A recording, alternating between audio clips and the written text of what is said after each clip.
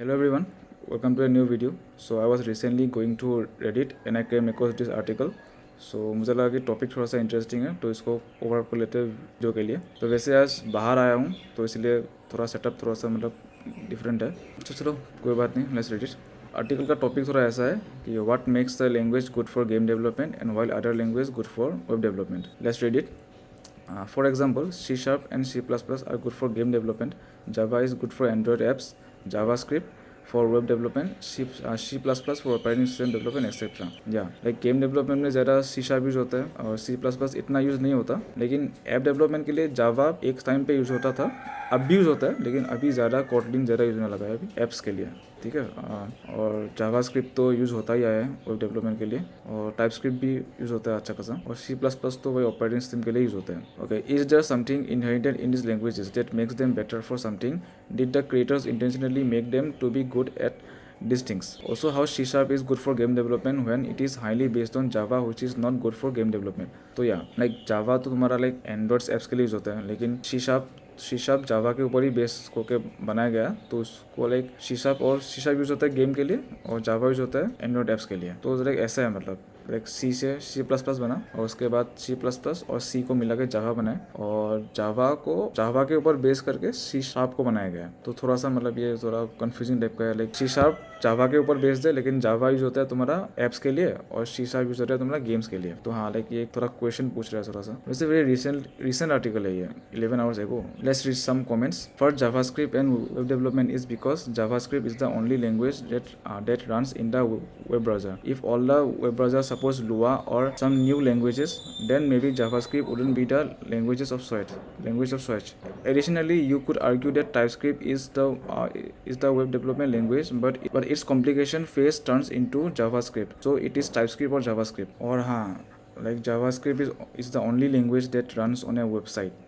In a web browser. Like JavaScript एक ऐसा language है जो कि web browser के अंदर run होता है. So JavaScript is dominating the web development sector because it is a language that runs inside a web browser. तो और लोग सबसे पहले JavaScript सीखते हैं, उसके बाद जब प्रोफेशनल लाइन में जाते हैं तब वो लोग TypeScript सीखना शुरू करते हैं. लेकिन फिर भी ज़्यादातर जगह पे JavaScript ही यूज़ हो रहा है अभी तक, क्योंकि जितने भी फ्रेमवर्क्स है या फिर जैसे कि Node.js हो गया, React हो गया, ये सब most of them are based on JavaScript. I would argue against C++ as the king of the OS. C is more the king of the OS development, mostly because of the popular OSs were developed when C++ has more overhead and runs slower. So writing the code in C avoided this issue. You really don't want your OS to be slowing you down. Like since C is based on C, so OS development के लिए like C++ भी use होता है, लेकिन most of the OSs are based on C because C is much more faster as compared to C++. So जैसे कि ये तुम्हारा वो Linux kernel हो गया, Windows हो गया, Mac हो गया, this all are based on C. C use होगा क्योंकि यार C is much more faster as compared to C++.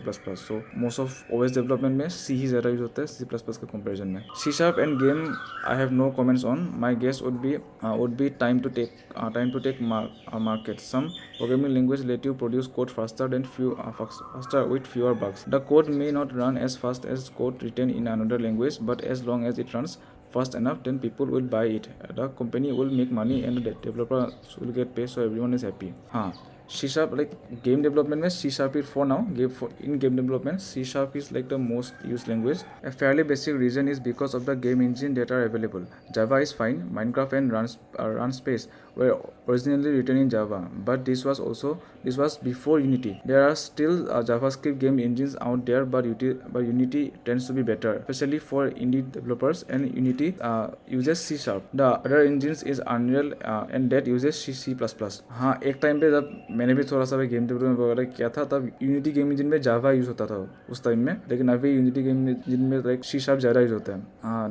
There are some other reasons like performance and libraries, but game engines are a big part of it. Most of the game are made using game engines and all. So और जितने भी game engine होते हैं ना, वहाँ पे C# ज़्यादा use होता है. और कई मैंने देखा है पाइथन यूज़ होते हुए, लेकिन Python is not good for game development. On Python तो तुम्हारा वो रिसर्च में ज़्यादा यूज़ होता है ना, लाइक AI/ML वगैरह में. तो लेकिन यूनिटी में तुम्हारा ज़्यादा C# यूज़ होता है. अदर गेम इंजन जैसे कि अनरियल हो गया और होते हैं ना और कुछ, उन सब में तुम्हारा C++ ज़्यादा यूज होता है. तो let me summarize the article. So basically अगर तुमको वेब डेवलपमेंट में जाना है तो तुम शुरुआत कर सकते हो फ्रंट एंड से. कैसे शुरुआत करोगे?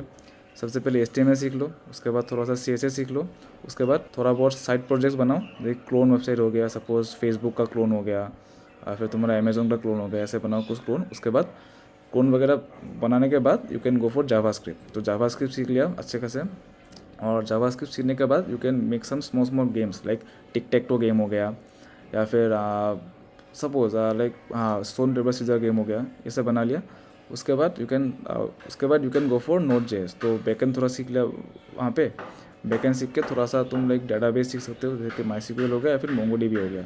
इतना कुछ सीख लो तुम लाइक एक नियरली तुमने मतलब फुल स्टैक सीख ही लिया लाइक इतने से। और उसके बाद तुम लाइक थोड़ा बहुत प्रोजेक्ट्स बनाओ, ऐसा कुछ। और उसके बाद if you want to go for game development then you can start learning C#। ठीक है, C# सीख लिया, उसके बाद तुम एक इंजन सीख, मतलब वो होता है ना, वो कोडॉट हो गया या फिर यूनिटी गेम इंजन हो गया, वो सब तुमने सीख लिया थोड़ा बहुत, तो वहीं पे हो जाएगा तुम्हारा गेम डेवलपमेंट का। मतलब बेसिक तुम सीख लोगे वहीं पे, यूट्यूब में ट्यूटोरियल्स वगैरह है तो सीख लोगे। वो हो गया तुम्हारा गेम डेवलपमेंट के लिए। So if you have to talk about like app development, तो ऐप डेवलपमेंट के लिए तुम्हें कुछ नहीं करना, बस Kotlin सीखना है।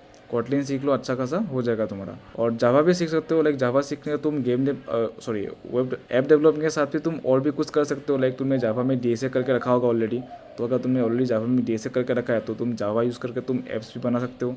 लाइक तुमको फिर एंड्रॉयड स्टूडियो थोड़ा वहाँ पे थोड़ा सीखना पड़ेगा।